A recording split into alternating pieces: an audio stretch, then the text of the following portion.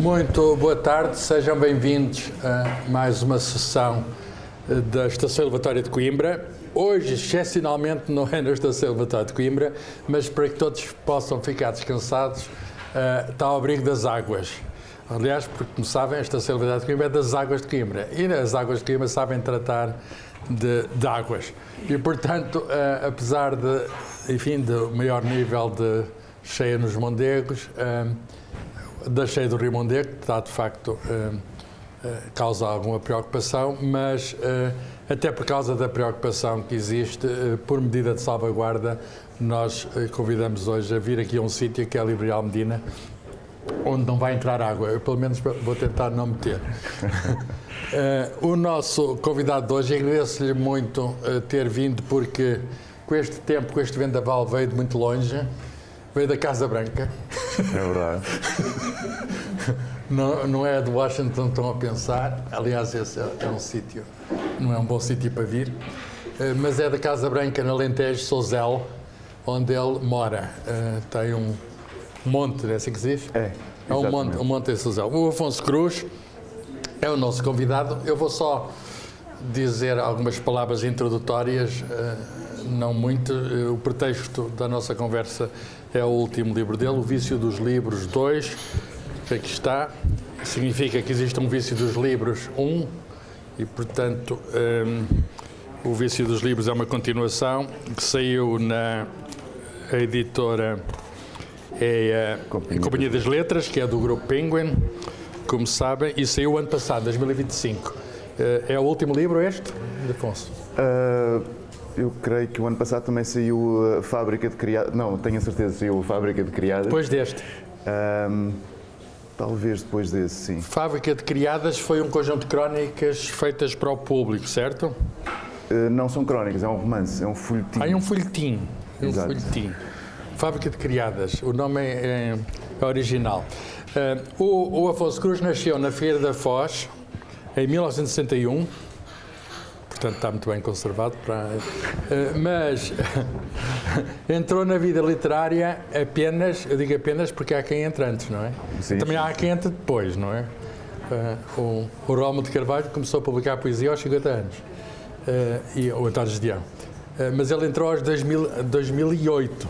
Sim. 2008, portanto, com um romance intitulado A Carne de Deus. Também é um grande título, ele é muito bom em títulos. A Carne de Deus. Títulos de natureza religiosa, ele tem outro que é, também vendeu muito só por causa do título, que é Jesus Cristo não vendia cerveja. Eu tenho aqui alguns livros, eu não os tenho todos porque ele tem livros demais. Ele tem livros demais. Desde 2008 até agora, 2026, eu não exagero se é que tem 50 livros, certo? São 40 e tal, sim. Exagero, mas pouco. Arredondo para cima. O que significa que ele ganhou-lhe o jeito. Reparem, 8 mais 29 anos, não é? Tinha 37 quando começou. Sim. 37 quando começou e está a publicar uma média de 2, 3 livros por ano. No menos de 20 anos, quase 50 livros em 20 anos. Portanto, eu não sei se estamos em 2026, já saiu algum livro. Não, mas está prestes. Eu logo vi isto. Ele cria expectativa. Não é o Vício dos Livros 3, para não? Não, é um romance, é um romance. Eu devo dizer que é dos escritores portugueses que eu considero mais originais. Já que tiveram em sessões vários escritores, e eu acho que o Afonso é trata assim porque isto é uma conversa informal, é uma espécie de um vendaval que surgiu na literatura portuguesa e entrou e ficou. Ele continuou com esta produção, trazido lá fora, premiado, por exemplo, o Jalan teve há pouco tempo, podemos chamar isto um livro de viagens? É difícil classificar, mas sim, eu ganhou um prémio de literatura de viagens. Agora não, já foi há uns anos, sei lá, 2019. Mas isto é apenas uma dúzia de prémios que já ganhou, incluindo o Prémio Camilo Castelo Branco, o Prémio Maria Ondina Braga, certo? O prémio um prémio europeu, aquele livro do Kokoschka. O Prémio da União Europeia para a literatura. O Prémio da União Europeia, qual é? É aquele a Boneca de Kokoschka. A Boneca de Kokoschka. Estão a ver, os títulos são todos originais. O Pintor debaixo do Lava-Loiças. E é tudo assim. Um dos livros que eu um dos livros. Um dos géneros, isto é um género, porque isto está organizado por, por secções. E já há 8 deste género. Eu até alguns comprei e não sabia se já tinha ou não. Há 8 deste género, chama-se Enciclopédia, não da História Universal. E a primeira vez que eu comprei, pensei, bem, isto são histórias exóticas que eu não conhecia, coisas curiosas, passa-se lá no mundo. E depois comecei a perceber que isto era tudo inventado. Agora é que eu quero a confirmação. Isto é tudo inventado. É tudo inventado. Quase tudo inventado. Mas é inventado de uma maneira que até eu presumo isso, fui enganado de início. Quer dizer, eu pensei, isto é um país oriental, longínquo. É que é preciso, por um lado, ter lido muito. Por outro lado, ter muita imaginação para conseguir tornar plausível, tornar passível de ser real, uma coisa que é totalmente da cabeça do... Sim, curiosamente, nesses volumes da enciclopédia, por vezes os casos mais insólitos são verdadeiros. E são os outros que nos aproximam. Então não é tudo inventado. É quase tudo. Quer dizer, o mais bizarro é o real. Normalmente sim, que é aquilo que é mais inverosímil acaba por ser real. E de onde veio, vamos fazer aqui um diálogo e depois que gostava que entrassem também no diálogo, de onde veio essa necessidade de tornar tão real aquilo que é totalmente inventado? Quer dizer, a ficção é ficção e pronto, é dizer, isto de facto é ficção. Claro, mas engana. Engana, e é uma maneira de olhar para a ficção de outro modo. Ou seja, este é um exercício de amor à ficção, na verdade, ao aproximá-la tanto de uma alternativa. E esta enciclopédia é universal, diz aqui, de histórias e não de história. É uma coisa que inacabável, já vão 8 volumes disto. São 8 volumes, sim, até agora. Como as belas capas. Os meus livros que vendem menos. Qualquer dia, ou os leitores se cansam, ou eu me canso e, portanto, termino o projeto. Mas, entretanto, há de sair pelo menos mais um. Mas é estilo enciclopédia, provavelmente este ano. Tem citações de autores inventados, não é? Sim, eu fui várias vezes à Wikipédia, ver que era o fulano que tinha dito aquilo. O fulano que disse aquilo foi o Afonso Cruz, mas usa muitos pseudónimos. Isto é pior que o Fernando Pessoa. Dizemos, esses são mesmo pseudónimos. Pseudónimos não, são autores inventados, mas sem uma história tão complexa quanto... É uma das muitas originalidades. E então ele é um autor muito versátil porque tem romances, começou com romances, mas tem contos. Tem este tipo de literatura que eu não sei bem descrever isto. Eu também não. É uma enciclopédia inventada. Tem o que é muita literatura infantil. Sim. Muita mesmo. Uma boa parte desses quase 50 títulos é literatura infantil, que é um género que às vezes é considerado assim um bocadinho à parte, mas para ele é um género... Porquê é que meteste isso, a literatura infantil?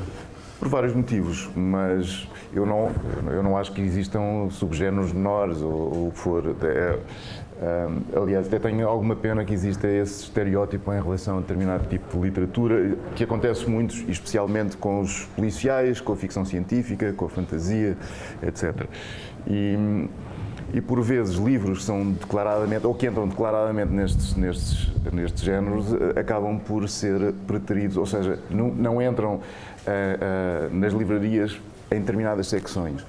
No entanto, quando, vamos imaginar, o Crime e Castigo, que é um policial, não está nunca nos policiais, está na secção da ficção universal, ou o que for. Se tivesse, era mais lido. Se calhar. Mas, por exemplo, Saramago tem alguns livros de fantasia, também não aparece na secção de fantasia. No entanto, não choca ninguém que o Príncipezinho ou Alice no País das Maravilhas migrem para também, ou apareçam em duas secções diferentes, no juvenil e no... Os livros que estão são da tua autoria infantis são também para adultos? São também para adultos. Aliás, acho que os livros que são dirigidos às crianças são livros que incluem as crianças, não excluem as crianças, mas devem ser lidos por adultos, ou seja, devem ter interesse para adultos. Se não tiverem interesse para adultos, são livros com uma grande obsolescência, porque as crianças crescem, têm mais um ano do que... vamos imaginar que o livro é para crianças com 5 anos, quando elas têm 6 já não lhes interessa o livro. E, portanto, o que é estranhíssimo. Portanto, são livros que acompanham as crianças quando crescerem. Exatamente. Ou seja, são livros que podem ser lidos por crianças e por avós. E, portanto, tem esse leque. Esse Por esta ordem, muito, não é? Primeiro as crianças, depois os avós. Não necessariamente. Por vezes é exatamente ao contrário. Curiosamente, muitos dos meus livros tratam de temas muito polémicos quando escrevo para crianças, não todos, mas, por exemplo... Dá exemplos para quem não conhece. Sim, Assim, mas sem ser assim. Pai Natal não vive no Polo Norte, Capital.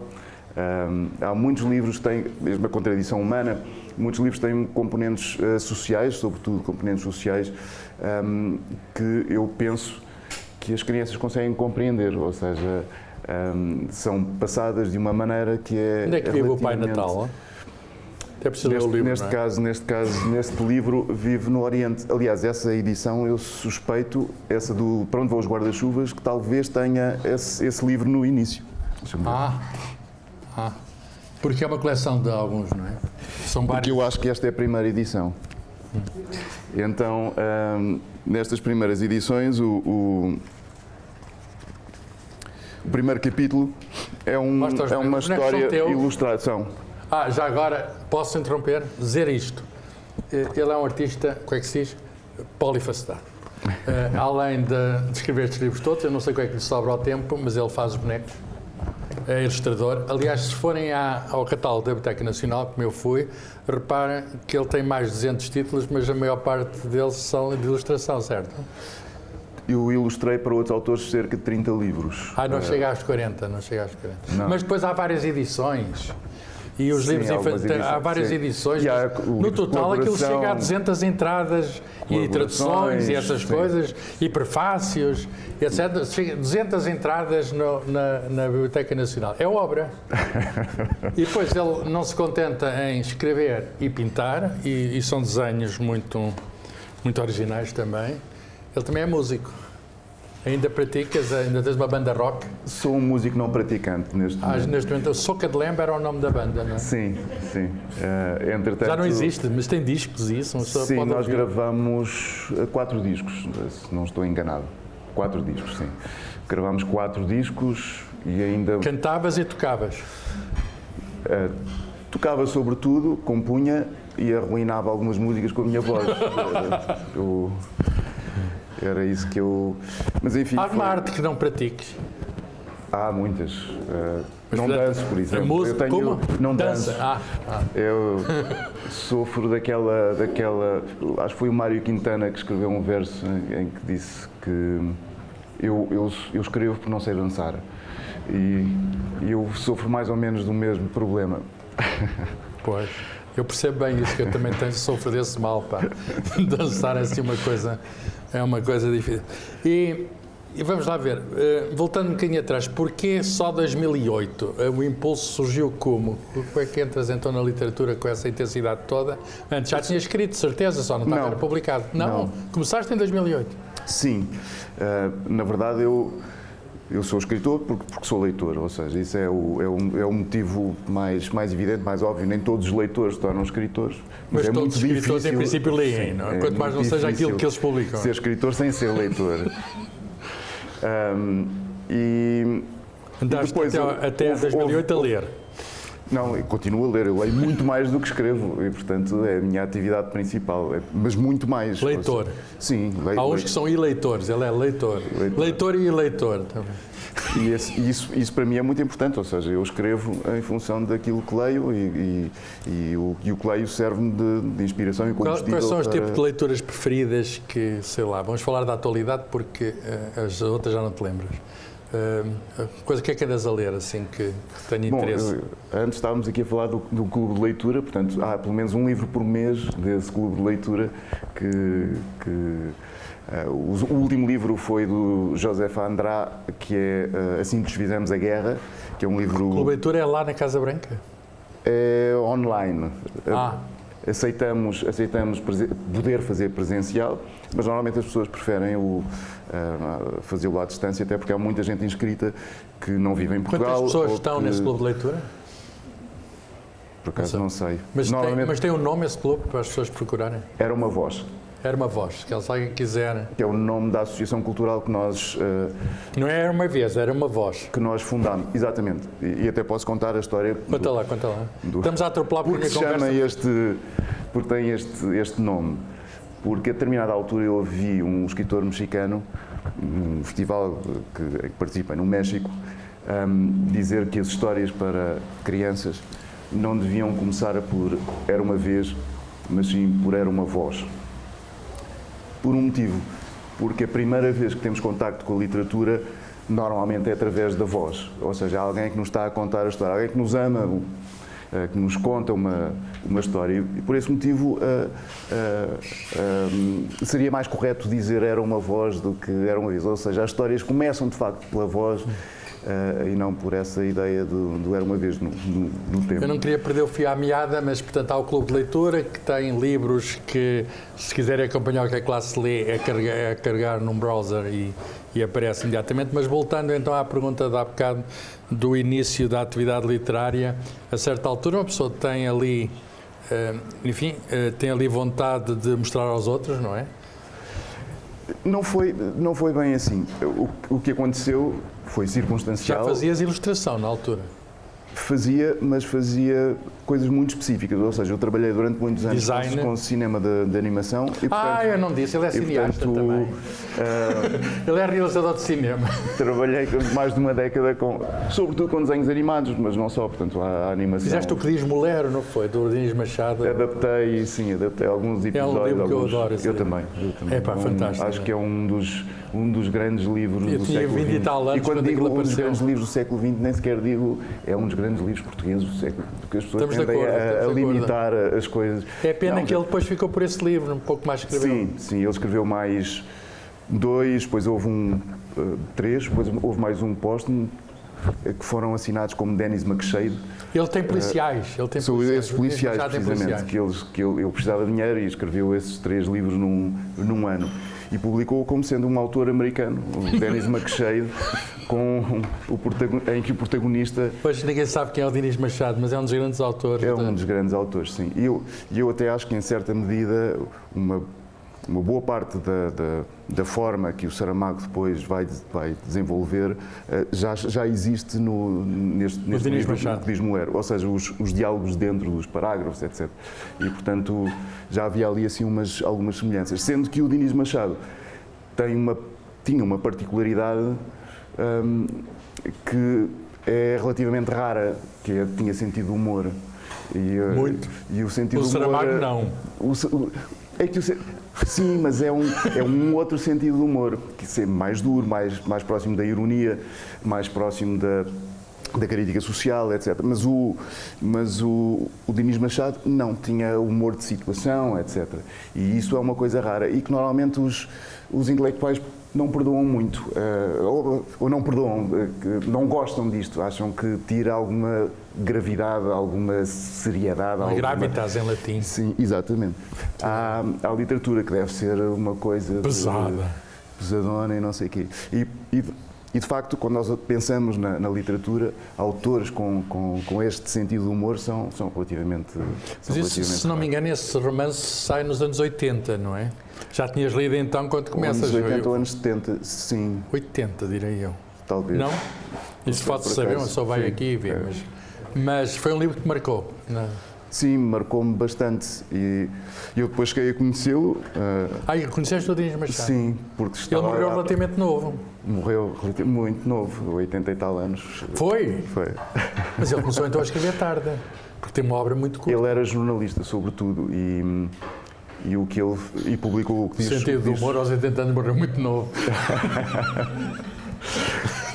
Mas ele tinha muito sentido de humor, mesmo no dia-a-dia, ou seja, não só nos... Mas foste ter com ele, foste ter com o Dinis Machado? Sim, fui uma vez a casa, fomos jantar e tal. E mesmo nessa altura, por exemplo, ele fumava cigarrilhas e ele dizia que vou ao médico, o médico diz que eu tenho de parar de fumar, mas eu, se eu paro de fumar, morro.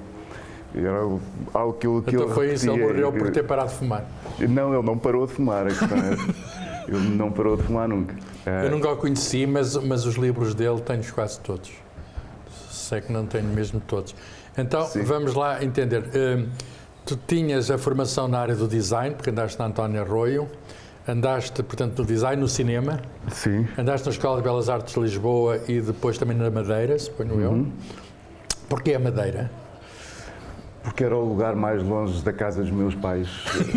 Havia 3 escolas de arte em Portugal e eu pus Madeira em primeiro. E os pais estavam na Figueira? Os pais não, estavam em Lisboa. E, portanto, havia a hipótese de Madeira, Porto e Lisboa. Eu pus Lisboa em terceiro, portanto, Porto em segundo e Madeira em primeiro. E foi assim que fui parar à Madeira. E a minha independência começou muito cedo também, ou seja, a partir dos 18, 19 anos, aos 19 anos depois já ganhavas para a vida? Sim. Já tinha rendimento? Aliás, eu comecei a trabalhar em animação, precisamente por isso, e foi profissionalmente, foi por acaso o primeiro trabalho que surgiu e na altura não havia escolas, não era possível aprender em Portugal animação e, portanto... Já não fazes animação? Não, porque era um trabalho colaborativo e quando mudei para o campo era muito difícil fazê-lo. E enfim... Mudar aliás, para o campo. A animação era uma coisa tão estranha que normalmente precisava de explicação. Quando eu dizia faço animação, as pessoas pensavam, sei lá, animação cultural, é um tipo animado, de rua, não é? Animação não sei do quê.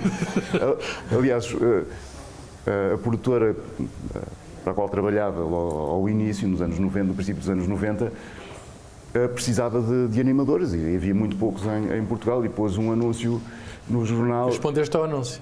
Não, eu fui porque estava nas Belas Artes e alguém que sabia que eu desenhava ou gostava de desenhar convidou-me para ir fazer uns testes lá e então fiquei. E o Vasco Granja sabia que existia esse animador? Nós ainda não nos conhecemos a determinada altura, mas aquele é que era o homem dos desenhos animados. Bom, mas isto... o que aconteceu quando eles, ou seja, eles não tinham animadores, puseram um anúncio no jornal e muitas das respostas ao anúncio eram fotografias de senhoras com muito calor, não é? Enviavam, era outro tipo de animação que achavam que se podia ali. Mas mandaste respondeste a um anúncio? Foi? Não, foi através de colegas, de amigos. Então tu estavas na animação e a certa altura não te desanimaste, pois não? É a literatura.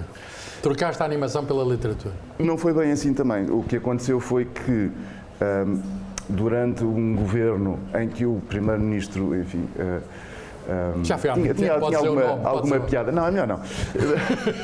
Tinha alguma piada involuntária e eu tinha um blog que fez bastante sucesso, depois foi citado na Visão, na Sábado, etc. Como é que se chamava? Alerta Amarelo. Que hoje funciona bem também. Hoje é laranja, aqui é laranja. É laranja por causa do governo. E nessa altura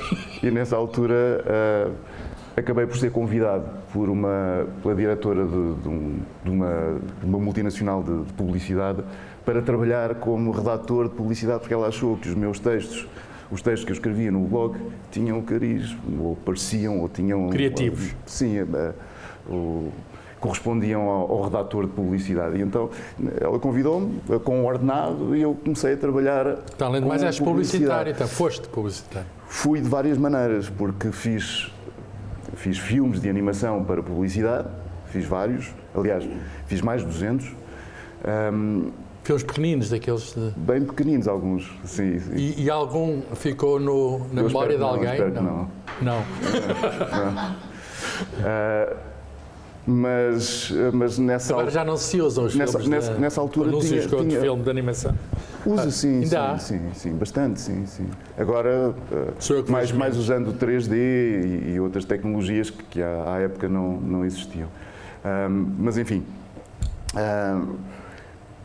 como tinha um editor de texto à minha frente e pela primeira vez estava a trabalhar com palavras e não com imagens, quando tinha tempo livre, e às vezes acontece na publicidade, trabalha-se muito fora de horas por solidariedade, ou seja, se a pessoa que trata das imagens, que é a minha dupla, precisar trabalhar até mais tarde e eu não tiver nada para fazer, eu estou com ele. Se ele trabalhar ao fim de semana, eu estou com ele. É uma parceria. É uma parceria.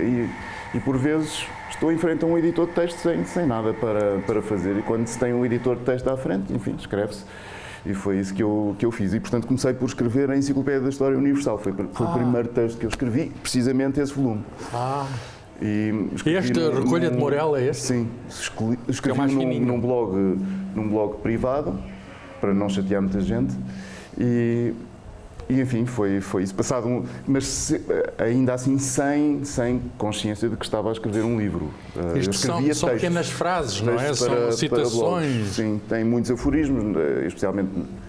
Então lá, ter ou não ser, eis a questão. Não foi o Shakespeare que disse, pois não? Foi o Samuel Liebach, sei lá quem é. Ter ou não ser, eis a questão. E a frase do mesmo género, não é? Isso é um político judeu que eu inventei, portanto não existe. Mas, ele é recorrente, este personagem? Aparece algumas vezes, sim. Normalmente a falar de política, precisamente. Epa, isto é muito interessante. Estes livros, já disseste que se vendem pouco. Foi o primeiro texto que eu escrevi, mas não foi o primeiro a ser publicado. Uma mentira em latim é uma máxima jurídica, diz o mesmo autor. E é tudo assim, pá. E, portanto, este é o primeiro livro, então, não é o Carne de Deus. Não, o Carne de Deus foi publicado depois porque a administração, na altura era a Bertrand, a administração, porque eu só enviei para uma editora, porque sou parvo. E as hipóteses de publicar enviando só para uma editora são mínimas. Pois tive muita sorte. Manda-se para 50. Claro, o ideal é enviar para todas. E eu... Também sou um pouco mais que 50. Bem, há umas assim, vão descada, há umas vão descada. E colou logo aquilo, mandar para a Bertrand e foi logo? A editora gostou, a administração não gostou, e houve mudanças de administração, tentou-se publicar o livro... A administração caiu por causa do livro, estou a ver. Exato, ou quase. Mas a determinada altura eu estava prestes a desistir e a Lúcia Pinheiro, que era a editora da Bertrand, depois passou para a Quetzal e eu também, ela decidiu ela não quis desistir, disse, este é um livro difícil para começar e o que tu devias fazer era escrever um romance. E eu fui... foi citado para uma editora, de algum modo. E eu fui, quer dizer, acabei por me sentar em frente a um computador e passado 2 meses entreguei um primeiro esboço desse romance, A Carne de Deus, que vendeu menos do que a enciclopédia, portanto, apesar de ser... Mas não vendeu muito, de facto, essa Carne de Deus, não. Aliás, o livro passou muito... Qual foi o livro que deu, lembra-nos, o livro que te deu fama, que te deu projeção? Foi o terceiro? Foi lento, foi relativamente... Ao contrário da percepção, os livros foram vendendo cada vez mais e não houve um que foi... Não, são long sellers, ou seja, a maior parte dos livros que eu escrevo, eles não desaparecem das livrarias. Por vezes um livro vende muito, está uns meses nas livrarias e vende muito, e depois porque não tem nada a ver com a atualidade, não é? São livros... é uma coisa que caracteriza a prosa do Afonso Cruz, é a universalidade, é a intemporalidade, não é? Mas também acontece com outros romances, ou seja, o livro vende muito ao início, depois é recolhido. Mas o que acontece com os meus livros é que eles continuam a vender, ou seja, a maior parte deles continua nas... Mas os livros que devoraram o meu pai foi um livro que já vendeu mais que A Carne de Deus. Sim, muito mais. Os livros que devoraram o meu pai têm, acho que 17 São mesmo livros assassinos, não é? São livros assassinos. Devoraram mesmo o pai, não foi? Devoraram. Eu lembro-me disso, eu li isso na altura. Uma biblioteca inteira que devorou o pai, sim. Eu passei a olhar para a biblioteca de outra maneira. E se calhar o meu filho olhava para aquilo e se calhar interessado pelo livro. É uma coisa que falo depois no Vício dos Livros, que a biblioteca então pode ser uma autobiografia e, portanto, é possível conhecer uma pessoa através daquilo que ele... Estes 2 livros formam uma parelha, vamos chamar-lhe assim, não sei se vai haver mais, espero que sim, mas são livros já muito bem produzidos, capa dura, papel bom, o eucalipto estava aqui, estava no ponto, e tem umas ilustrações, vamos lá ver, acho que são diferentes de um tipo ou do outro. No primeiro, algumas são tuas, não? São minhas, sim. São todas tuas. São colagens minhas, no outro são... No outro é que são quadros de famosos, alguns, sim. Outros nem tanto, mas do Picasso, etc. A ler. Tem cenas de leitura. A cores, estão a ver? E então o que é? São textos pequenos, independentes. Pode-se chamar crónicas, é estes? Sim, eles ficam entre a crónica, algumas memórias pessoais, o ensaio, ficam entre uma coisa e outra. Ora bem, e eu, para dar conta do que está no livro, eu posso ler a última, de pé. De pé, ponho-me de pé, não sei, para ler de pé. Mas não vale a pena. Não, leio sentado, leio de pé sentado. De pé é o título da última. Para ser mais curto, vou tirar o primeiro parágrafo para irmos direto ao assunto. Estes dois livros comunicam uma coisa que é a paixão pelos livros. Portanto, só alguém que gosta muito de livros é que escreve sobre os livros da maneira que o Afonso Cruz escreve. E já agora eu escolho este texto porque ontem tive numa sessão, foi no Expresso, não era político, não, ontem foi anteontem, engano, sobre livros e papel, etc e tal. Eu e o Francisco Viegas, sobre as árvores e os livros, as pessoas não fazem conexão entre árvores e livros, etc. E eu fui buscar esta comparação, que os livros estão de pé na estante, como estão lá na Biblioteca das Águas. Sim. O Humberto Eco tem um livro chamado Memória Vegetal. E nós também estamos de pé enquanto estamos vivos, porque depois, quando não deixamos de estar vivos, normalmente não conseguimos aguentar na vertical. Sim, não é? Nós vivemos em esforço. É isso. Vivemos em esforço. Então, o parágrafo é este. Os livros nascem das árvores e, como elas, gostam da verticalidade. Estar em pé, de pé. São objetos verticais. Aliás, como a vida. Descansamos deitados, mas vivemos contrariando a gravidade numa luta constante. Ser vertical é um desígnio, enquanto desmaiar, cair, morrer, não existe esforço. É simplesmente deixar que a natureza faça o seu trabalho de esmaecimento, de transformar catedrais em areia e nunca ao contrário. Mas nós, animais, árvores e livros, tendemos a contrariar esse destino. Erguemo-nos, levantamo-nos. Esse movimento cotidiano tão simples define a vida. E seguindo o exemplo dos livros nas estantes, devíamos exaltar esse permanecer em pé, lado a lado. Eu acho que isto é muito bonito. Obrigado, Afonso. Melhor que este, só o texto anterior, que eu dou ao próprio Afonso Cruz, porque ele é que leu, a prosa é minha, ele é que ele lê. Posso sugerir-o devagar? Sim. Só para verem o estilo e levem o livrinho, ele depois assina no fim. Os livros são animais lentos. É preciso deixá-los pousar, voltar a pegar neles, pô-los ao colo.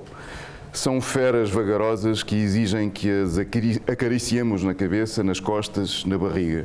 Os livros não se apreendem em segundos. Requerem tempo, obrigam a uma espécie própria de contemplação, a que chamamos leitura.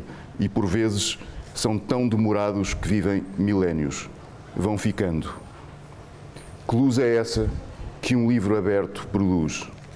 Olha-se para a capa de um livro como para as pálpebras fechadas de uns olhos fechados. Isso é muito interessante. A capa de um livro, as pálpebras fechadas de uns olhos fechados. E lá dentro está alguém. Lá dentro está alguém. De onde veio estes textos sobre livros? Foram-se acumulando? De onde veio a necessidade de os juntar, de os pôr lado a lado, verticais? É isso, quando lemos, quando gostamos da leitura, também lemos muito sobre a leitura, sobre o papel Colecionas do frases livro. sobre livros e leitura? Não, mas vou lendo, e quando vou lendo, vou tomando notas. Aliás, vou tomando sempre notas. Desde que sou escritor, estou sempre a tomar notas. Aprendi que isso era uma boa maneira de escrever. Não. No telemóvel? Telemóvel ou no tablet. Eu não tenho computador, e portanto faço tudo nestes dois gadgets, ou seja... Escreves o romance no tablet? O Jesus Cristo e a cerveja escrevi num iPod. A sério? Isso é no tablet. Nem no tablet foi, portanto o primeiro esboço. Mas isso de facto é o primeiro escritor português que consegue essas coisas. É que eu tenho a virtude de não saber escrever à máquina e, portanto, quando eu escrevo no teclado, escrevo com 2 dedos. Quando escrevo no outro, escrevo com 2 também. E, portanto, a minha capacidade é igual. Não é parecido. Num computador é parecido. É preciso mais dedos. Podes escrever só com 2? Eu uso os 2 também. Eu também só uso assim 2. Mas então, não usas um PC, um Mac, nada disso? Não, desde que... E até já há muito que pensei em deixar de ter o computador. Mas não conseguia por causa da ilustração, porque os tablets não tinham qualidade suficiente para fazer ilustração que fosse possível de publicar em papel. E a partir do momento em que isso aconteceu, eu passei a ter só um telefone e um tablet, e portanto faço tudo ali. Mas o tablet é assim pequenino? Eu tenho 10 polegadas. E vende lá estes livros todos? É verdade. Mas ando sempre com o meu escritório, porque o meu escritório está quando? comigo. A qualquer hora? A qualquer hora, sim. Essa também é a vantagem disto estar aqui sincronizado. Eu estou na fila do supermercado e penso num diálogo ou uma coisa qualquer e escrevo. Escrevo no telefone, por exemplo. Se estiver no avião, escrevo. Nunca pensaste também em falar aquele registro e com a inteligência artificial aquilo fica logo tudo por escrito? Sim, agora é mais fácil. Antes não era assim tão fácil. Mas há um livro que é muito pouco conhecido, foi publicado por uma associação, a APCC, que se chama Os Pássaros. E às vezes nas escolas perguntam-me quanto tempo é que demora a escrever um livro. E eu digo, bom, é muito difícil de contabilizar, porque eu às vezes estou a cozinhar e estou a pensar no livro. E portanto, e o cozinhado sai bom à mesma? Não pergunto o livro, o cozinhado sai bom à mesma? Eu gosto muito de cozinhar, mas eu disse que ele era o homem de todos os instrumentos. O que é que fazes? Lá na coisa é carne de porco alentejana, não? A comida alentejana, assim, agora faço com alguma frequência, mas não só, faço tudo. Bom, mas isto para... Já me perdi onde é que... Estamos a falar dos pássaros. E às vezes perguntam-me quanto tempo é que demora um livro a escrever. Eu respondo, não sei, mas pelo menos, sei lá, para onde vão os guarda-chuvas, demorou cerca de 3 anos. Não sei quantas horas de escrita, não sei quantas horas a pensar, não sei dividir esse tempo. Mas é possível escrever um livro numa hora e meia. E dei o exemplo dos pássaros, porque é o tempo que eu levo de carro de Lisboa até a minha casa. Até a Casa Branca. Até a Casa Branca. Sousel, em Porto Alegre. E houve um dia em que eu pus a gravar o telefone e gravei 12 poemas, que depois em casa afinei. Que são os pássaros. Que são os pássaros, e portanto é possível... Aquilo foi feito em viagem entre Lisboa e Casa Branca. Em viagem. E gravado. Isto é uma coisa extraordinária, porque... Reparem, quer dizer, é o escritor do século XXI. No século XIX não se usava nada disso. Não sei mas eu gosto de escrever em papel, ou seja, eu não deixo de escrever, sim, mas normalmente tem que ver com outro tipo de coisa, é por prazer, gosto. Mas poesia, esse é um livro de poesia, não é o teu género mais forte? Mais forte, quer dizer, mais representado, é isso que eu queria dizer? Não, eu de facto tenho alguns poemas publicados nas enciclopédias com outros autores, ou seja, atribuídos a outros autores. Eu tenho portanto, a tua obra poética vai ser... Isto é parecido com o Fernando Pessoa, já reparaste? O Fernando Pessoa também tinha aqueles autores todos e era ele, não é? Sim, tenho alguns para crianças, alguns poemas para crianças, esses publicados independentemente. E aqui deve haver poemas... E aí há uns poemas, sim, de alguns escritores inventados. Por exemplo, Ari Caldeira, não sei quem é, autor do Pássaro de Dois Bicos. Sim, é um sociólogo brasileiro, creio. Sociólogo brasileiro, inventado, que diz assim, um rico é um homem que acumula o suficiente para 10 pobres morrerem à fome. Um super rico é para 10 mil pobres à fome. Muito mais. O trilionário da música é para milhões. Estão a ver o género. Há um género aqui aforístico, não é? De dizer muito eu gosto muito caracteriza muito a tua tipo de escrita, dizer muito em pouca, numa frase curta. Sim, gosto muito de aforismos. Ora bem, estou a ver como ele gosta muito de aforismo, não é um aforismo. Respondeu sucintamente. Eu acho que é a altura de nós dialogarmos com quem quer saber mais coisas sobre Afonso Cruz. Eu acho que há muitas coisas ainda para dizer. Eu satisfiz a minha curiosidade. Acho que já percebi tudo, essa entrada na literatura, e agora isto não tem saída. Uma pessoa entra na literatura e fica. Mas eu acho que é dos poucos autores portugueses que é escritor profissional, quer dizer, não há assim tantos. Sim, não há muito. O mercado é muito pequeno e é muito difícil viver só da... Para fazeres isso, são as traduções que... As traduções ajudam muito, claro. Porque cobra-se os direitos à partido. Só para viver em Portugal tem de pedir a ajuda do mundo, não é? Hoje em dia é quase tudo, para quase tudo, não é? Como é que estão as tuas traduções? Em que línguas é que estás e que... Não sei, línguas estranhas, sei lá, sim, arménio, não? Em princípio sairá em breve, sim. Na Arménia? Sim. Estamos a tentar, o país está com muitas dificuldades neste momento, a passar por algumas dificuldades. O nosso ou a Arménia? Os dois, mas a Arménia é pior do que nós.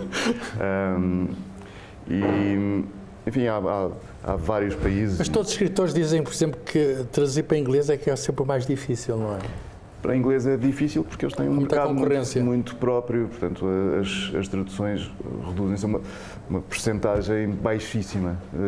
Eles traduzem muito pouco. Ao contrário de países que a língua não é muito disseminada, que é o oposto. Portanto, terão 80% Os portugueses tendem a ser primeiro traduzidos dos países latinos, não é? Primeiro ao Brasil, que não é em tradução.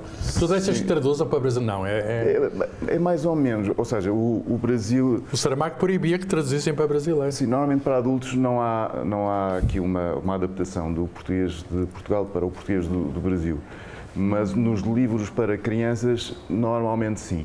E porque o Brasil tem planos de leitura que implicam uma série de regras e para que esses livros entrem nesses planos de leitura, eles têm de estar em português. Tens vários livros a circular no Brasil, não é? Sim, tenho vários. E principalmente infantis, é isso? Não.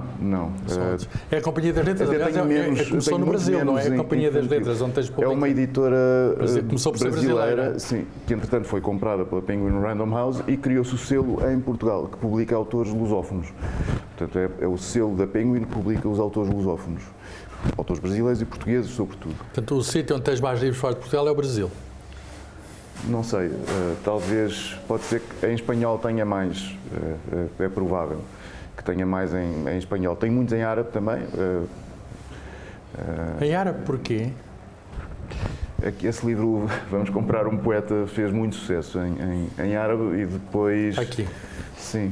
E depois os outros, alguns, o pintor Václav Aloysius, mas os livros que duraram meu pai também.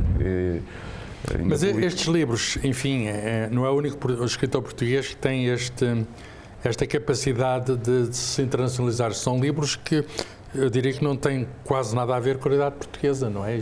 Há alguma coisa que se passa aqui em Os Portugal. livros cuja geografia não é importante, eu não os situo. E, portanto, só situo um livro quando a geografia... Mas quase não há livros, livros passados em Portugal. O Flores, por exemplo, é passado em Portugal.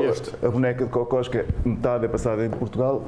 O Pintor debaixo do Lava-Loiças tem uma boa parte passada em Portugal e o também. resto pode ser em qualquer sítio, na Arménia, no Brasil. Alguns não. Por exemplo, esse Sinopse de Amor e Guerra, precisamente porque faz parte de uma coleção chamada Geografias, tem uma geografia específica e, portanto, não poderia ter acontecido noutro lugar. Qual é o lugar desse? É Berlim.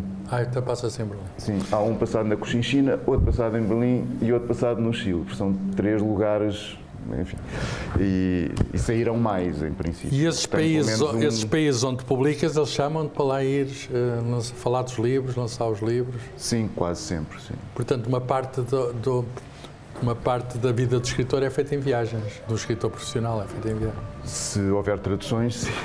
Se houver traduções, normalmente isso é importante porque aparecem entrevistas, há interesse dos jornalistas, interesse do público, etc. E, portanto, muda ou pode mudar a percepção que o livro traz junto dos leitores. Pois nós, às vezes, em Portugal não temos a ideia... enfim, da amplitude que têm alguns autores portugueses lá fora. Mas não é o único.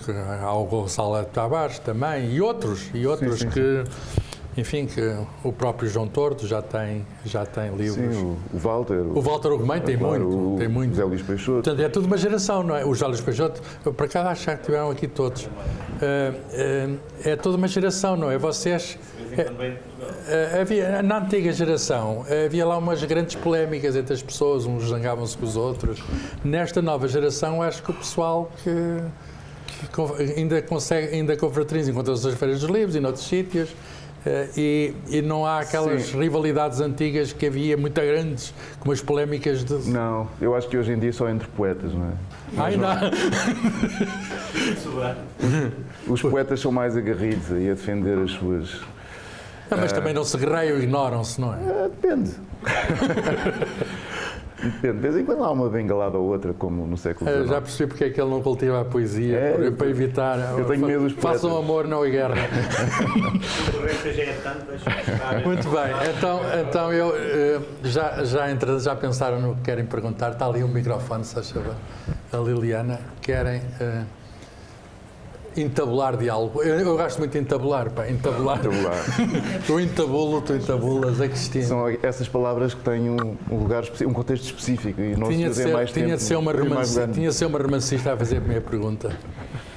E professora de literatura e crítica. Não é uma pergunta, não é a primeira pergunta, enfim, é só mesmo para abrir aqui as hostilidades. Já também é bom as hostilidades. A palavra aqui para o nosso lado. Muito obrigada por estar aqui connosco, por ter vindo até Coimbra com este tempo. Eu não tenho nenhuma pergunta, tenho algumas perguntas, aliás, tenho muitas perguntas, teria muitas perguntas, mas também não vou monopolizar agora aqui a palavra. Podes pôr 3. Três, vamos então começar.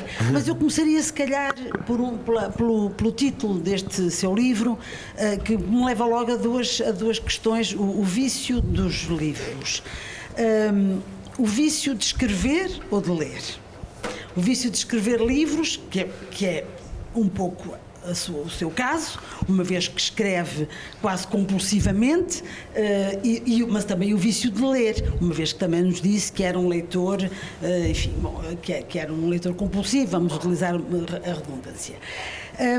O vício de ler, e eu acrescentaria, será que é o vício de ler livros ou o vício de ler bons livros? Porque há aí uma nuance, há uma questão. E o que são bons livros? Que livros é que nós lemos e que livros é que nós consideramos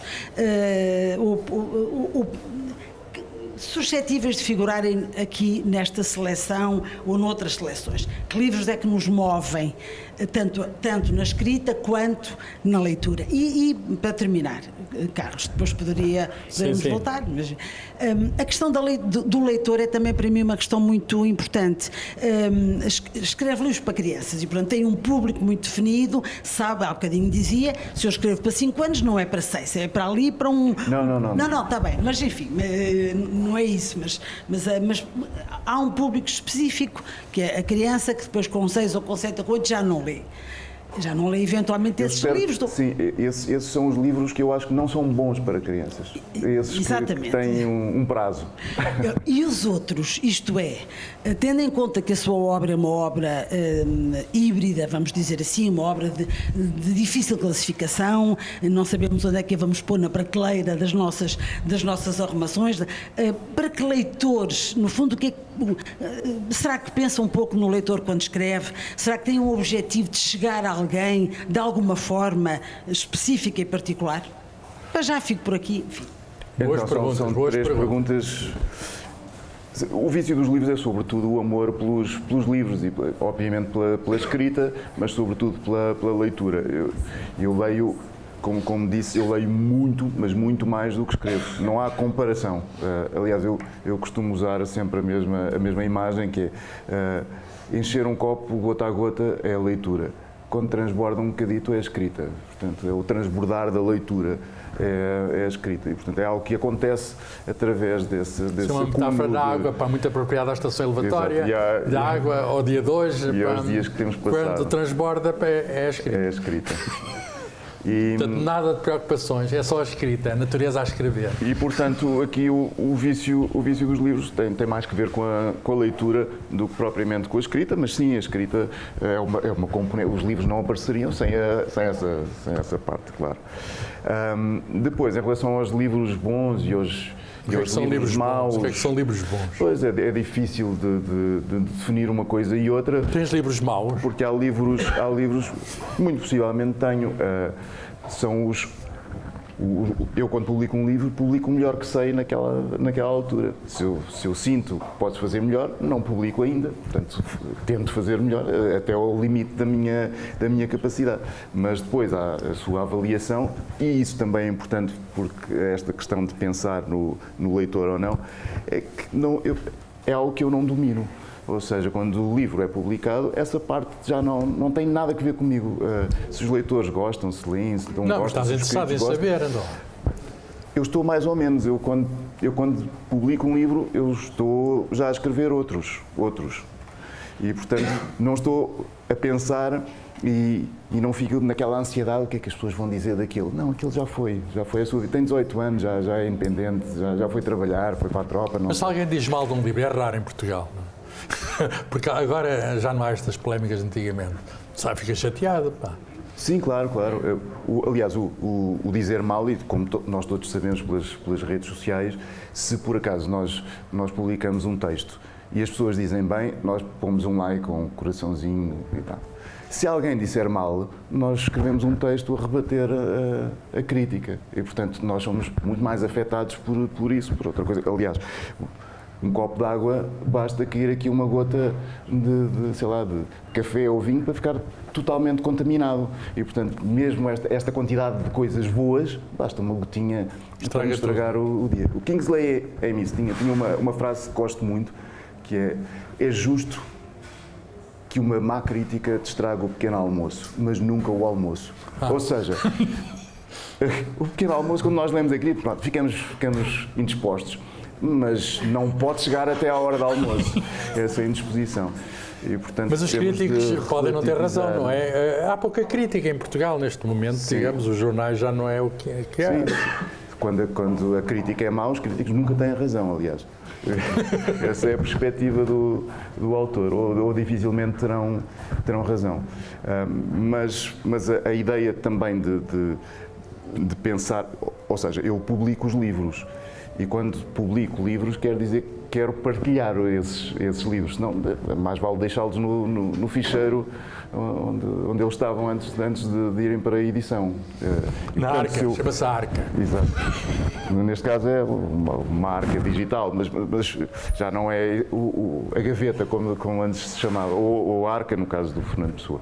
Mas claro, eu sigo um conselho foi dado por alguns escritores, e que é comum a alguns escritores. O Fernando Amor e o Kurt Vonnegut diziam: nós não devemos pensar numa multidão, porque se pensamos numa multidão, pensamos em agradar a muita gente. E é isso que normalmente que define um texto, um romance comercial, um livro comercial, ou mais comercial.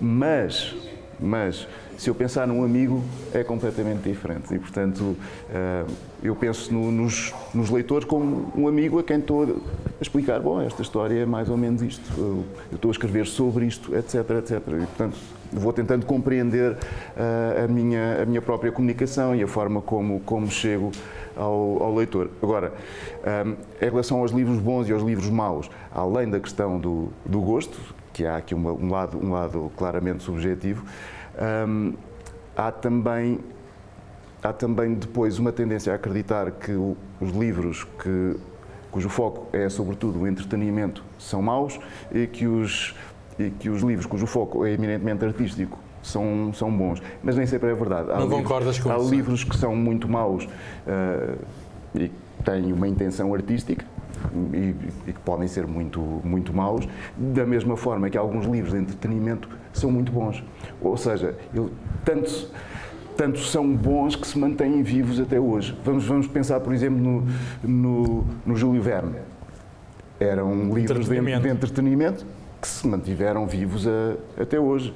E nós não sabemos quais são aqueles de entretenimento que são publicados hoje que irão sobreviver aos tempos, mas isso pode acontecer, acontece com muitos. Enid Blyton também sobreviveu aos anos, o Salgari. Há muitos autores de entretenimento que sobreviveram. Alguns autores de pulp, de ficção mais de entretenimento, de ficção científica inclusive. O H.G. Wells é um grande autor. Mas esse era um autor diferente, ainda não havia essa ideia da ficção científica. Curiosamente, nos anos 50, 60, um amigo de um autor que é um dos meus autores favoritos, que é o Kurt Vonnegut, o Theodore Sturgeon.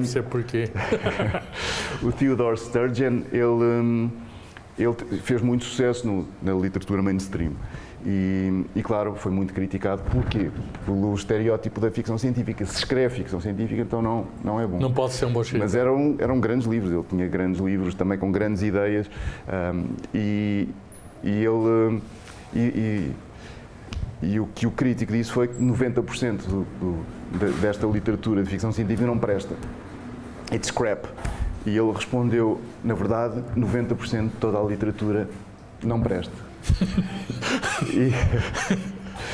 E essa resposta é hoje um princípio, chama-se a Lei de Sturgeon, em que se acha que, ou que se usa para alguns sistemas em que 90% não funcionam. Portanto, é a Lei de Sturgeon. A Lei de Sturgeon. Veio da literatura. Falando de... Já vamos a mais perguntas, mas falando de autores que gostas e não gostas, não vamos falar dos vivos, vamos falar de... Falaste do Gordon... Esse já morreu, Gordon Vonnegut já morreu. Mas... Não há muito tempo, mas já. Mas quem são autores que podes considerar de referência que não morreram para ti? Quer dizer, morreram, mas para ti estão vivos. Sim, há muitos, alguns enfim, da poesia, da literatura, mas também gosto muito de alguns filósofos, de alguns... E houve porque há muito de ensaio na tua escrita, há muita filosofia. Houve uma altura em que a filosofia e a poesia se confundiam. Por exemplo, o Tao Te Ching foi escrito, é um poema, e neste caso confunde-se a religião com a filosofia e com a poesia. Muitos autores pré-socráticos escreviam em poesia e, portanto, o formato era de poema. E era já ciência, aquilo era pré-ciência. E sim, era uma filosofia, era o que se chama a filosofia natural. Não é? Sim. E, portanto, há muitos autores de muitos tipos que gosto muito. Assim, mais recentes e pensando na literatura como normalmente concebemos, além da Odisseia, que é um livro que me fascina muitíssimo. Voltas lá de vez em quando? Na verdade, eu este ano já entreguei para a edição, escrevi uma pequena epopeia passada na Odisseia, um spin-off da O Homero está a dar frutos, continua a dar frutos. Sim. O Homero que não existiu, não é? Que possivelmente não existiu. Curiosamente, nesse livro falo de uma teoria do Samuel Butler que dizia que a Odisseia tinha sido escrita por uma mulher. E quem ler esse argumento era uma nobre siciliana, segundo ele. Mas, curiosamente, quem ler o ensaio do Butler e ler depois a Odisseia nunca mais vai conseguir olhar para a Odisseia como sendo de Homero. Porque é convincente, ouça. Muito convincente. Sendo que os académicos não acreditam, claro, mas exceto o Robert Graves, que disse sim, o Homero era uma mulher. Sim. Era uma mulher. Mas esse é um exemplo, enfim, aí começa a literatura, de algum modo. Sim, mas gosto muito mais da Odisseia, ao contrário do que sempre foi aqui uma opinião clássica. Gosto muito mais da Odisseia do que gosto da Ilíada. A Ilíada é uma epopeia de guerra, começa com a ira, a Odisseia é um retorno a casa, e portanto é um regresso a casa. E eu até costumo brincar dizendo que se perguntassem a Homero, como escritor, na altura, jornalista, então em projetos para o futuro, agora que fez tanto sucesso com a Ilíada, o que é que está a pensar, a escrever agora? Uma epopeia assim, e sobre o quê? Que guerra agora é que vai haver? Quantos baldes de sangue é que vão correr e tal? Não, é só uma pessoa que quer regressar a casa. E é estranhíssimo, não é? Que isso seja um motivo para uma epopeia, regressar a casa. Não parece nada de dizer, com o tempo de hoje, é uma epopeia regressar a casa. E se nós pensarmos nisso, Odisseu teve 20 anos para regressar a casa, aquilo não estava fácil. Pois, havia lá uns truques no meio. Infidelidade. Mas isso foi há muitos anos, a Odisseia. Assim, o Luís de Camões, por exemplo, tentou também uma Odisseia. Uma Odisseia, uma epopeia, neste caso não um regresso a casa, mas uma viagem. Sim, mas eu gosto muito desse livro e eu revisito muitas vezes, portanto, a Odisseia, sobretudo a Odisseia, e também leio muito sobre a Odisseia, ou seja, acompanho a leitura da Odisseia com pessoas que escrevem sobre a Odisseia. Depois, assim, mais recentemente, houve alguns autores que me marcaram determinadas alturas da minha vida, de forma diferente. Simone Weil. Simone Weil. Sim, gosto mesmo muito da Simone Weil, em todos os sentidos. Gosto muito. O Saint-Exupéry, com a Cidadela, também foi um autor muito importante. Hoje gosto menos do que gostava, porque me pediram para escrever sobre o Príncipezinho E quando comecei a escrever sobre o Príncipezinho, até publiquei um ensaio depois mais tarde sobre o livro. Agora encontrei um problema ético ali por resolver e então fiquei um pouco zangado com o Saint-Exupéry. O Nikos Kazantzakis também me marcou muito, o Dostoiévski. O Dostoiévski foi o primeiro livro que eu li da estante do meu pai. E, portanto, isso mudou muito a minha forma de ler. E por esse motivo talvez tenha sido tão importante. Havia muitos livros lá em casa? Era uma boa biblioteca, sim, tive esse privilégio. Ficaste com ela? Uma boa parte dos livros do meu pai, sim. Alguns ainda estão em casa dos meus avós, que era a casa dos meus avós. Muito bem. Querem fazer mais alguma questão ou comentário? Posso Sim, sim. uma coisa breve. Primeiro, O nosso poeta de serviço, João Castanho. primeiro relembrar que aquilo que foi logo falado no início, o livro do Dinis Machado foi publicado em 77.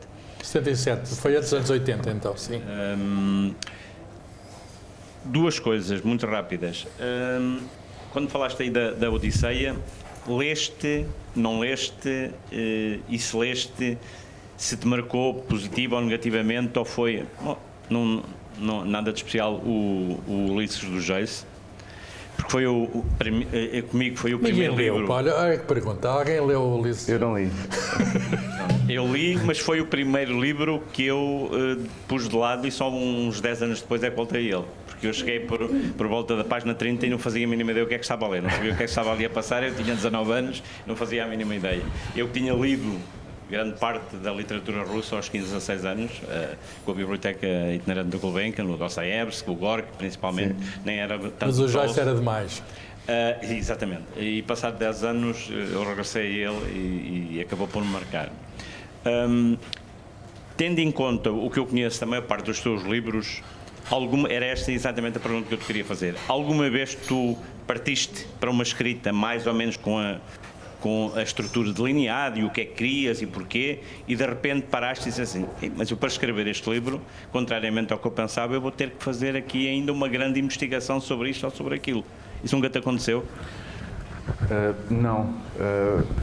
Normalmente o que me acontece, se por acaso eu for escrever um livro que precisa de investigação, eu de facto passo muito tempo a ler sobre o assunto, sobre o tema, mas depois os livros ficam ali na estante, ou seja, eu fico imbuído de um certo espírito, de um certo contexto, que depois uso, mas realmente é difícil depois transpor alguma informação, o livro fica demasiado manual, escolar, fica muito didático. Não há referências, história, nestes livros não há referências, isto não há referências, isto não são ensaios. Há referências, sim. Curtas, pequenas, no final. Sim, tem a referência bibliográfica das citações. No final, não é? Sim, mas é uma muito curta, 2 páginas. Sim. Exato. O livro também não é muito, não é muito grande. E, portanto, por exemplo, numa das enciclopédias tenho uma novela lá dentro, passada no Renascimento. E eu tenho muitos livros sobre a vida no Renascimento, a vida cotidiana do Renascimento, para não cometer muitos erros quando... E algumas coisas ficaram, por exemplo, os sapatos que hoje algumas senhoras usam com a sola muito grande, usava-se muito no Renascimento por causa das poças de água, para não molharem os pés. E, portanto, alguns destes pormenores foram ficando. E quando escrevi o livro, enfim, já tinha... mas não era preciso depois estar a citar o Pomponazzi, ou o Bembo, ou o Marcílio Ficino, ou outro qualquer. Não havia qualquer necessidade. Mesmo eles, alguns destes aparecem nessa novela. E, portanto, como personagem. Qual é o volume que tem essa novela? Chama-se 1000 anos de esquecimento. 1000 anos, sim. 1000 anos de esquecimento.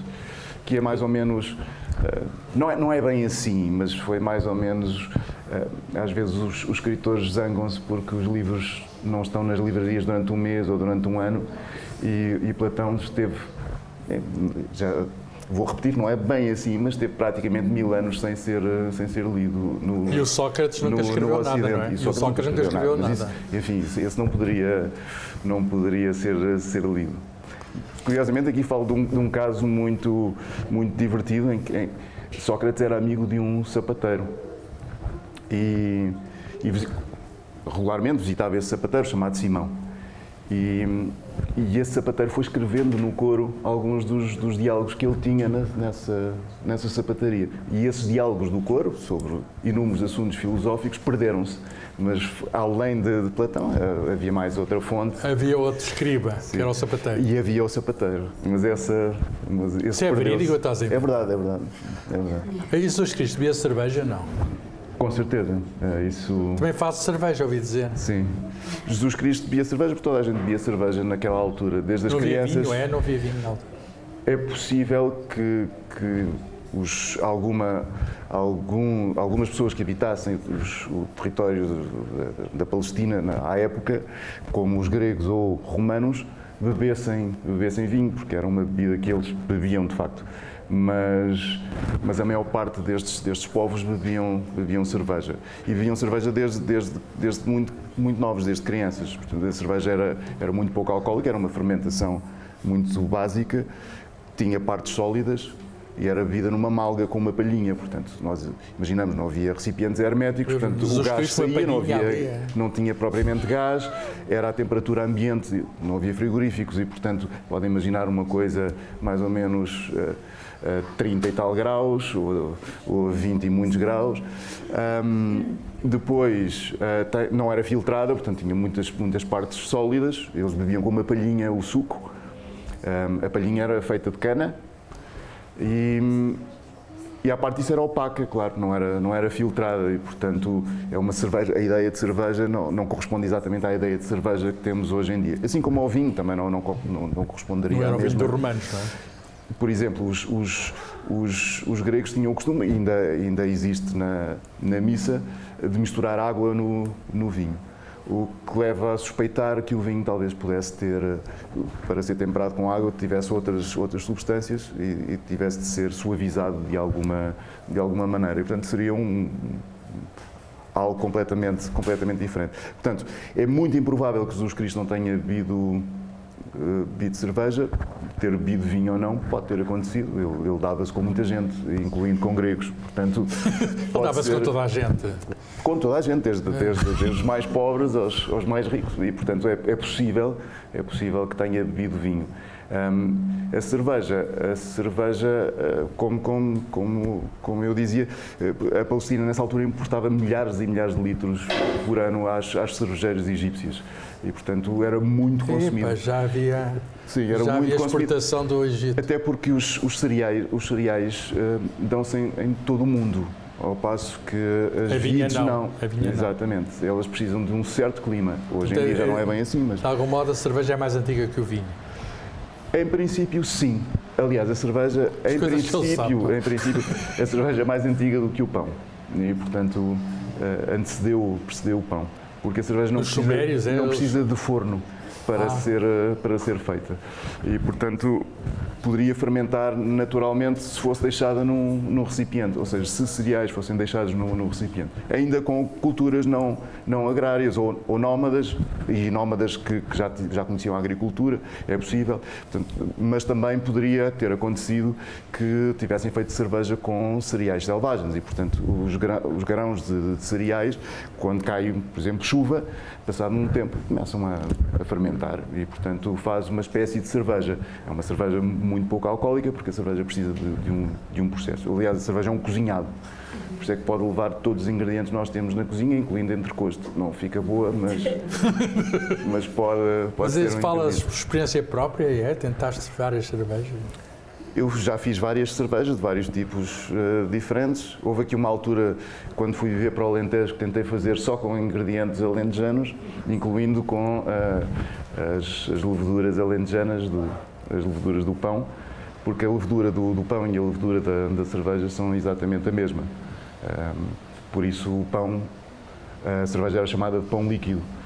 porque são exatamente os mesmos ingredientes. Um em estado, o pão é sólido, a cerveja é líquida.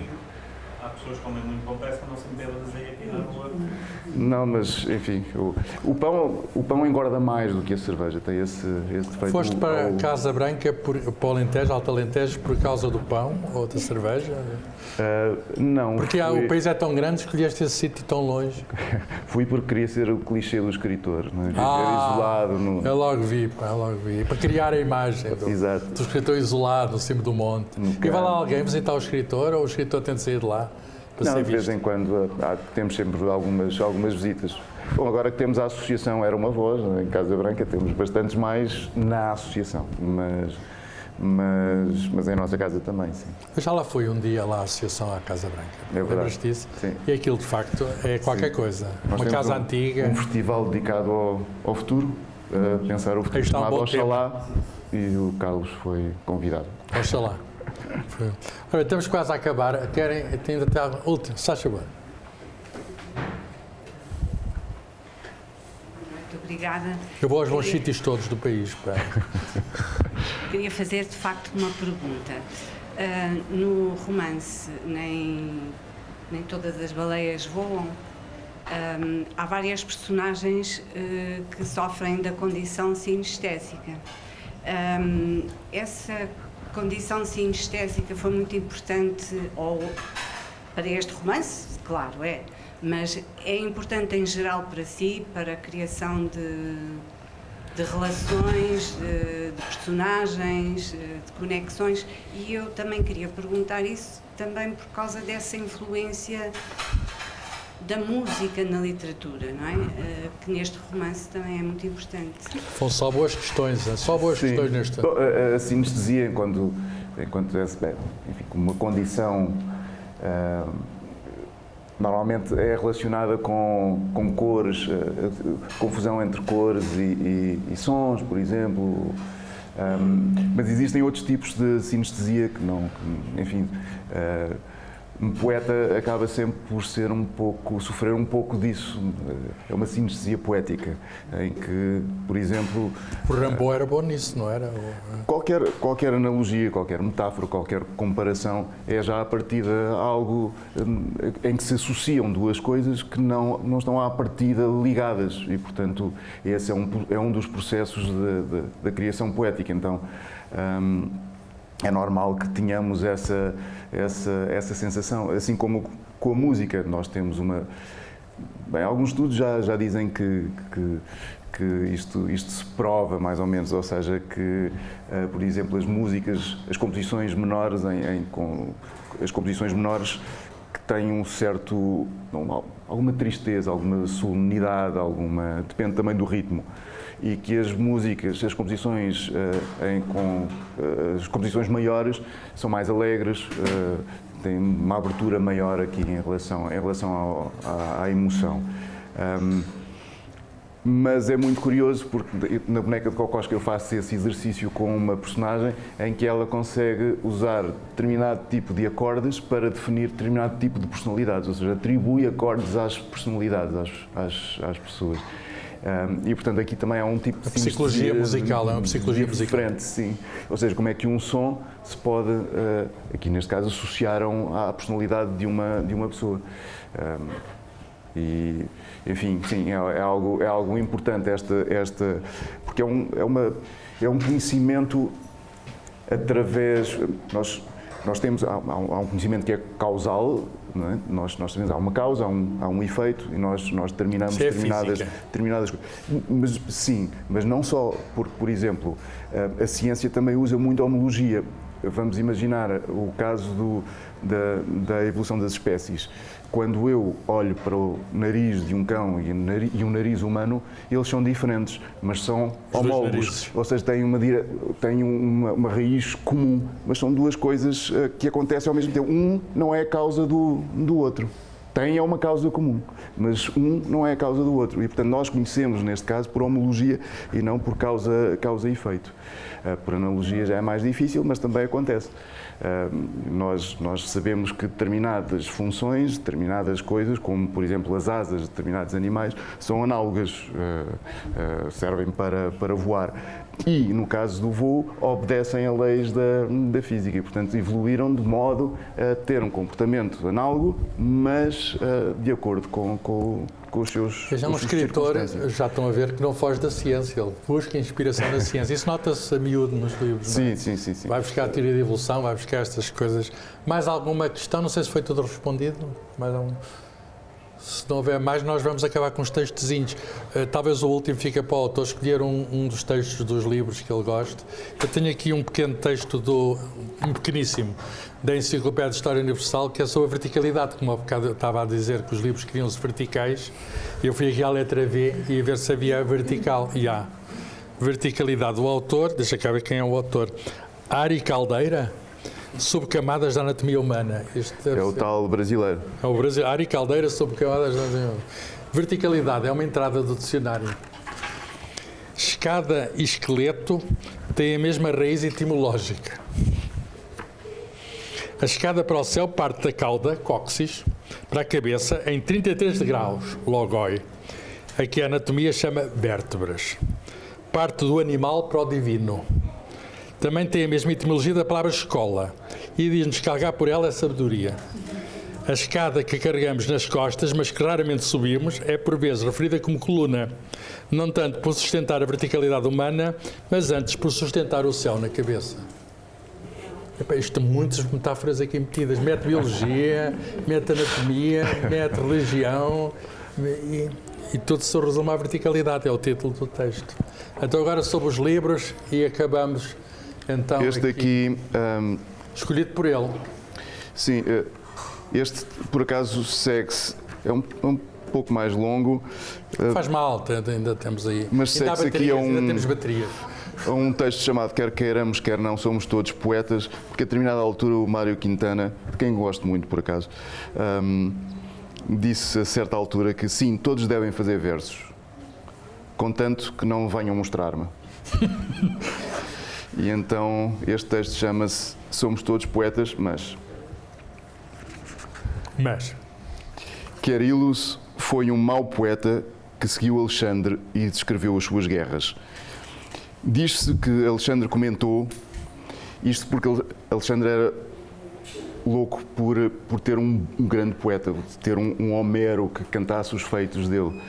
E então ele dizia o seguinte, diz que Alexandre comentou que preferia ser o Tercites de Homero, que era o mais feio e inútil dos soldados gregos, a ser o Aquiles de Querilo, que era o poeta que o acompanhava, o tal poeta muito mau. Ele um dia acordou com esse poeta que este receberia uma moeda de ouro por cada verso bom que escrevesse e um murro por cada verso mau. Como a sua poesia era muito mais vezes má do que boa, Querilo acabou por ser morto à pancada. Só que chama crítica literária mesmo. Talvez aqui o conselho de Mário Quintana tivesse feito sentido. Somos todos poetas, mas alguns deverão ter o bom senso de guardar os versos para si. É difícil, no entanto, não sentir uma certa simpatia trágica ou um riso culpado por Querilo, o poeta que apostou versos contra murros, acabando por perder, literalmente, a vida nessa métrica. Parece claro que sofria do efeito Dunning-Kruger, um viés cognitivo segundo o qual pessoas com baixos níveis de competência numa determinada área tendem a sobreestimar o seu próprio conhecimento ou desempenho nessa mesma área. Ironicamente, quanto menos alguém sabe, maior a confiança que pode ter, porque não sabe o suficiente para reconhecer a própria ignorância. É uma armadilha intelectual comum que Pascal identificou muito bem, especialmente visível em debates de redes sociais, reuniões de trabalho ou nas guerras épicas de Querílus. Neste caso, o Pascal dizia que porque é que um ignorante nos irrita muito e um coxo não. É que o coxo sabe que é coxo, mas o ignorante não sabe que é ignorante e culpa-nos a nós da sua ignorância. Qualquer poeta sensato, creio, temeria um contrato tão severo, uma moeda de ouro por cada obra-prima, um murro por cada rima forçada. A crítica literária levada ao extremo físico. Se a dúvida sobre o que fazemos pode tolher-nos e impor-nos como um problema, também pode ser boa conselheira e valerá sempre a pena puxar uma cadeira e convidá-la a sentar-se ao nosso lado para que opine. Alexandre percebia muito bem o valor da poesia, compreendia perfeitamente que um ato heróico só é épico através de uma partilha competente. Mais, sabia que um ato tíbio ou pálido pode ser transformado num belo canto épico, do mesmo modo que o mais valoroso feito pode ficar reduzido a umas lamentáveis rimas, a uma descrição anódina que ridiculariza mais do que exalta. É melhor ser o Tercites de um gênio do que Aquiles de um péssimo poeta. Curiosamente, Tercites sobreviveu à Guerra de Troia, Carilo não sobreviveu à crítica. Muito bem. Muito obrigado, Afonso. Afonso Cruz, autor do Vício dos Livros 2. Está este livro, vou pedir para ele assinar e agradeço-vos a todos terem vindo neste dia com tanta chuva e enfim, em que não metemos água, como viram. A água aqui não entra. Obrigado.